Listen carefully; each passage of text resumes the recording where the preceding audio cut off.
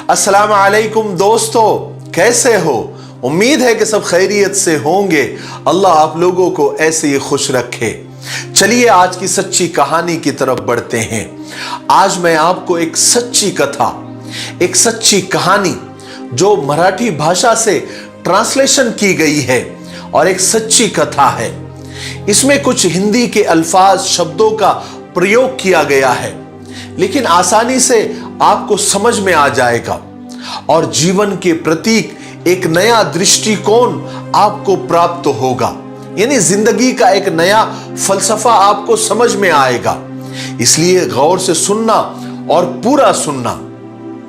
एक डॉक्टर साहब थे जो भिखारियों, फकीरों और भीख मांगने वालों के लिए सेवा भाव से काम किया करते थे। वो अपनी कथा, अपनी कहानी सुनाते हुए कहते हैं कि मैं हमेशा की तरह आज भी परिसर के बाहर बैठे भिखारियों की मुफ्त स्वास्थ्य की जांच में मसरूफ था। यानी मेडिकल उनका कर रहा था। फ्री में जांच और मुफ्त में मिलने वाली दवाइयों के लिए सभी भिखारी और फकीर बाहर कतार में भीड़ लगाए हुए खड़े थे। अचानक मेरा ध्यान एक बुजुर्ग, एक बाबा की तरफ गया जो करीबी एक पत्थर पर बैठे हुए थे। सीधी नाक, घुंघराले बाल, बारीक आंखें, जिस्म पर धब्बे थे लेकिन साफ सुथरे कपड़े। कुछ देर उन्हें देखने के बाद मुझे यकीन हो गया कि वो बाबा, वो बुजुर्ग भिखारी नहीं है। उनका दाया पैर मैंने देखा कि टखने के पास से कटा हुआ था और करीबी एक डंडा, एक बैसाखी रखी हुई थी। फिर मैंने देखा कि लोग आते जाते उन्हें कुछ दे रहे थे और वो लेकर रख लेते थे। मैंने सोचा कि मेरा अंदाजा ही गलत था। वो बाबा, वो बुजुर्ग तो भिखारी ही था। मैं जल्दी से उनकी तरफ बढ़ा तो कुछ लोगों ने मुझे आवाज लगाई कि उसके करीब मत जाओ डॉक्टर साहब, वो बूढ़ा पागल है। लेकिन मैं उन सारी आवाजों को नजरअंदाज करते हुए उनके करीब गया। सोचा कि वो जैसे दूसरों के सामने हाथ फैला रहे हैं वैसे ही मेरे सामने भी हाथ फैलाएंगे। लेकिन मैं यहां भी चूक गया। मेरा अंदाजा गलत हुआ। उन्होंने मेरे सामने हाथ ही नहीं फैलाया। मैंने उनसे कहा कि बाबा, आपको कोई परेशानी है? मेरे पूछने पर वो अपने बैसाखी के सहारे धीरे से उठते हुए बोले, good afternoon doctor, I think I have some problem in my right eye. इतनी अच्छी अंग्रेजी सुनकर तो मैं हैरान हो गया। फिर मैंने उनकी आंखें चेक की। मैंने कहा कि बाबा, तुम्हारी आंखों में मोतियाबिंद है और उसका ऑपरेशन करना पड़ेगा। बाबा बोले, ओहो, cataract, I had cataract operation in 2014 for my left eye in Ruby Hospital. मैंने पूछा, बाबा आप यहां क्या कर रहे हैं? तो बाबा बोले, मैं यहां रोज 2 घंटे भीख मांगने आता हूं डॉक्टर। मैंने कहा, लेकिन क्यों बाबा? मुझे लगता है आप बहुत पढ़े लिखे हैं। वो बाबा हंसे और हंसते हुए बोले, पढ़े लिखे और हम? मैंने कहा, बाबा आप तो मेरा मजाक उड़ा रहे हैं। तो बाबा बोले, oh no doctor, I am sorry if I hurt you. मैंने कहा, हर्ट की कोई बात नहीं है बाबा, लेकिन मेरे कुछ समझ में नहीं आ रहा है। बाबा ने कहा, समझकर क्या करोगे डॉक्टर? अच्छा ठीक है, चलो हम उधर बैठते हैं, वरना लोग तुम्हें भी पागल समझेंगे। ये बोलकर बाबा जोर जोर से हंसने लगे। फिर करीब ही हम एक वीरान सी टपरी के पास जाकर वहां पर बैठ गए। फिर बाबा ने अपनी कहानी मुझे सुनानी शुरू की। बाबा कहने लगे, well doctor, I am mechanical engineer. बाबा ने अंग्रेजी में शुरुआत की थी। कहने लगे कि मैं एक कंपनी में सीनियर मशीन ऑपरेटर था। एक नए ऑपरेटर को सिखाते हुए मेरा पैर मशीन में फंस गया था और ये बैसाखी मेरे हाथ में आ गई। हालांकि कंपनी ने इलाज का सारा खर्चा दिया और अच्छी खासी रकम भी मुझे दी, लेकिन मुझे घर पर बिठा दिया क्योंकि लंगड़े बैल को कौन काम पे रखता है सर। फिर मैंने उन पैसों से एक छोटा सा वर्कशॉप डाला, अच्छा घर लिया। मेरा बेटा भी मैकेनिकल इंजीनियर है। वर्कशॉप आगे बढ़ा तो उसने एक छोटी सी कंपनी डाली। मैं तो चकरा गया। मैंने कहा, बाबा फिर आप इस हाल में यहां कैसे? बाबा ने कहा, मैं किस्मत का शिकार हूं। मेरे बेटे ने अपना बिजनेस बढ़ाने के लिए कंपनी और घर दोनों बेच दिए। मैंने भी बेटे की तरक्की के लिए कुछ भी नहीं कहा और मेरा बेटा सब कुछ बेच बाच कर अपनी बीवी बच्चों को लेकर जापान चला गया, जापान शिफ्ट हो गया और हम जापानी गुड्डे और गुड़िया को यहीं पर छोड़ दिया, हम यहीं पर रह गए। ऐसा कहकर बाबा हंसने लगे। किसी इंसान की दर्द भरी हंसी कैसे हो सकती है, वो मैंने बाबा को देखकर पहली बार तजुर्बा किया। मैंने कहा, बाबा आपके पास तो इतना हुनर है कि आप जहां पैर मारो, जहां लात मारो, वहां पानी निकाल सकते हो।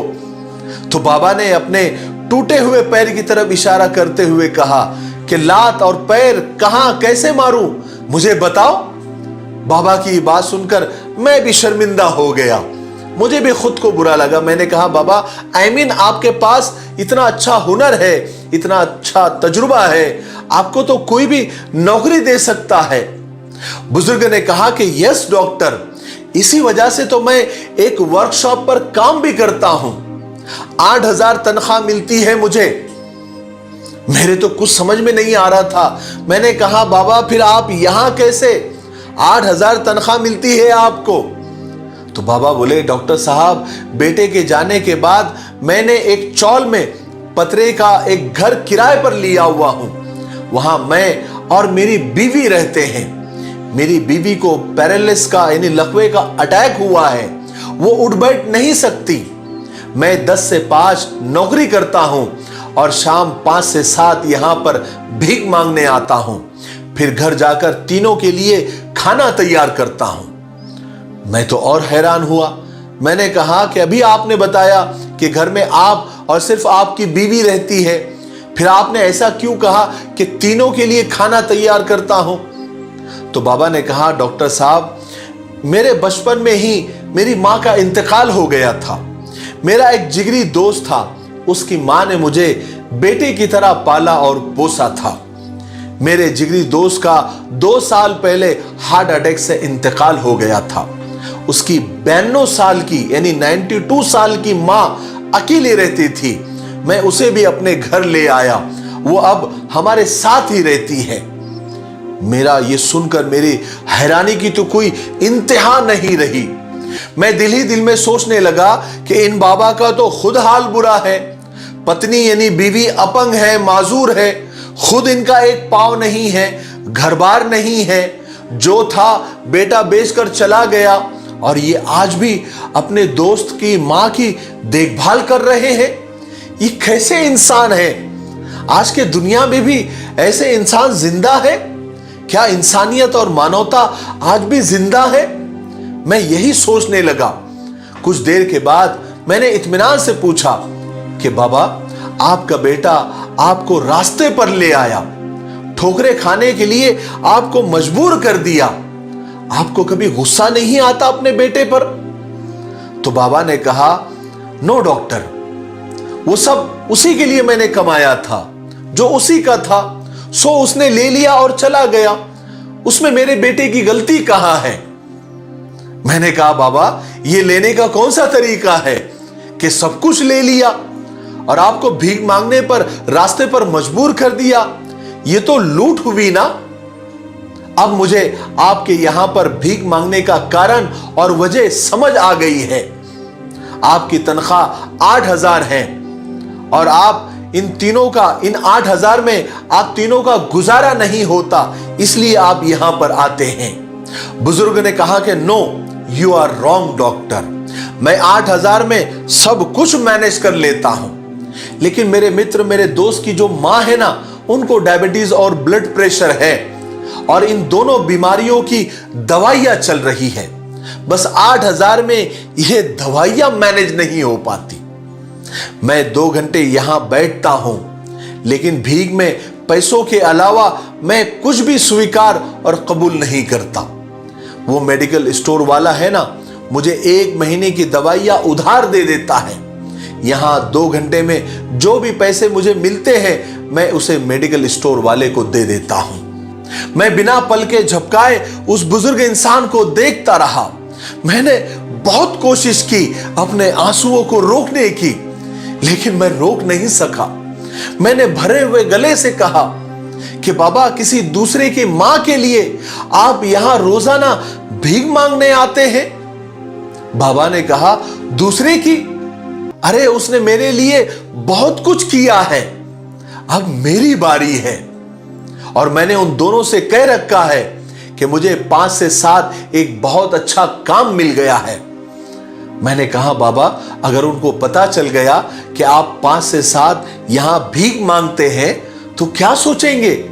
बाबा ने कहा, अरे कैसे पता चलेगा, वो दोनों बिस्तर पर है, मेरी मदद के बिना तो वो करवट भी ले नहीं सकते, यहां कहां आएगी पता करने के लिए।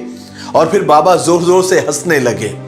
बाबा की बात पर मुझे भी हंसी आई, लेकिन मैंने कंट्रोल की और रोक ली। मैंने कहा, बाबा, अगर मैं आपकी माँ जी के लिए दवाइयां दूं तो ठीक रहेगा, आपको भीख मांगना नहीं पड़ेगा। तो बाबा बोले कि डॉक्टर साहब, आप भिखारियों के लिए काम करते हैं, उनकी मदद करते हैं, माँ जी के लिए आप दवाइयां देंगे तो माँ जी भी भिखारी कहलाएंगी। मैं अभी समर्थ हूं, मजबूत हूं, उनका बेटा हूं, मुझे कोई भिखारी कहे तो चलेगा, लेकिन कोई माँ जी को भिखारी कहे यह मुझे मंजूर नहीं। ये कहते हुए बाबा उठे और उठते हुए कहने लगे, ओके डॉक्टर, अब मैं चलता हूं, घर पहुंचकर मुझे सबके लिए खाना भी बनाना है। मैंने बाबा से निवेदन किया कि बाबा, भिखारियों का डॉक्टर समझकर नहीं, अपना बेटा समझकर अपनी दादी के लिए मेरी दवाइयां स्वीकार कर लो, कबूल कर लो। बाबा ने फौरन मेरा हाथ छोड़ दिया और हाथ छुड़ाकर बोले कि अब इस रिश्ते में मुझे मत बांधो प्लीज, एक गया है हमें छोड़कर, आज तुम भी ख्वाब दिखाकर तुम भी छोड़कर चले गए तो फिर हमारा क्या होगा? अब सहन करने की और बर्दाश्त करने की ताकत मुझ में नहीं है। ऐसा कहकर बाबा ने अपनी बैसाखी संभाली और जाने लगे, और जाते हुए अपना एक हाथ मेरे सर पर रखा और भर्राई हुई आवाज में मुझसे कहा कि अपना ख्याल रखना। शब्दों से तो, अल्फाजों से तो उन्होंने अपना बेटा बनाने से इनकार कर दिया था, लेकिन उनके सर पर रखे हाथों की गर्मी ने मुझे बता दिया था कि उन्होंने इस रिश्ते को स्वीकार और कबूल कर लिया था। मेरे भाइयों, बहनों और दोस्तों, हमारे माँ बाप हमारी दौलत के नहीं, हमारी तवज्जो के मोहताज होते हैं। इसलिए अपने माँ बाप को वक्त दिया करो, उनके पास बैठा करो, उनकी खैरियत पूछा करो, उनकी दुआएं लिया करो।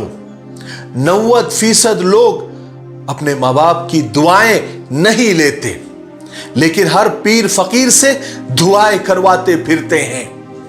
मेरी बात याद रखे, माँ बाप से बढ़कर कोई पीर फकीर नहीं होता। जब से लोग माँ बाप की इज्जत कम करने लगे हैं, तब से अपने दामन में दुआएं कम और दवाएं ज्यादा भरने लगे हैं। आखिर में 2 लाइन कहकर अपनी बात को खत्म करता हूं कि अपनों के दरमिया सियासत फजूल है, मकसद ना हो तो बगावत फजूल है। रोजा, नमाज, ज़कात, खैरात हो या हज, माँ बाप अगर खुश ना हो तो इबादत फजूल है। मुझे उम्मीद है कि आज की सच्ची कथा, आज की सच्ची कहानी से हमको बहुत कुछ सीखने को मिला होगा। अगर आपको ये वीडियो अच्छा लगता है तो इसे ज्यादा से ज्यादा शेयर करें, लाइक करें और अच्छे कमेंट करके हमारे हौसले को बढ़ाते रहें। और मेरे लिए, पूरी उम्मत के लिए और पूरी इंसानियत के लिए खैर और भलाई की दुआ करते रहे। अस्सलामु अलैकुम व रहमतुल्लाहि व बरकातुहू। और दूसरी बात, कल जो मैंने इस किताब के बारे में आपको बताया था, रौज़तुल अत्फाल, अल्हम्दुलिल्लाह आप लोगों ने काफ़ी अच्छा रिस्पांस दिया, बहुत सारे लोगों ने इसको ख़रीदा और आज हम उनको कुरियर भी करने वाले हैं। आज भी अगर कोई साथी या कोई भाई इसको लेना चाहता है, ये ख़ास करके मकतब वाले जो मकतब पढ़ाते हैं, अंजुमन पढ़ाते हैं, या मस्जिद के कोई ट्रस्टी है या कोई अंजुमन के ज़िम्मेदार है, तो इस किताब को ख़रीदें। ये बड़ी बेहतरीन और बहुत तरतीब के साथ बनाई गई है, बच्चों के लिए भी आसान है और पढ़ाने वालों के लिए भी आसान है। और घर में भी अगर माँ बाप बच्चों को पढ़ा रहे हैं तो ये आसानी से पढ़ा सकते हैं। होमवर्क करने में भी बच्चों को आसान होगा क्योंकि ये अरबी, उर्दू और इंग्लिश ज़बान में है। तो बड़े बेहतरीन अंदाज में इसको बताया गया है। अगर आपको इस किताब को ख़रीदना है तो स्क्रीन पर ये नंबर आ रहे हैं, इसके ऊपर आप कांटेक्ट करें और इस किताब का ऑर्डर करें। आपको कुरियर के ज़रिए ये किताबें पहुंचा दी जाएंगी। कम से कम 5 किताबें आपको ख़रीदनी होंगी। इस किताब की कीमत सिर्फ 50 रुपये है। मुझे उम्मीद है कि आप ये किताबें ख़रीदेंगे तो आपको यानी आपका फ़ायदा ही होगा और आप इंशाअल्लाह खुश हो जाएंगे।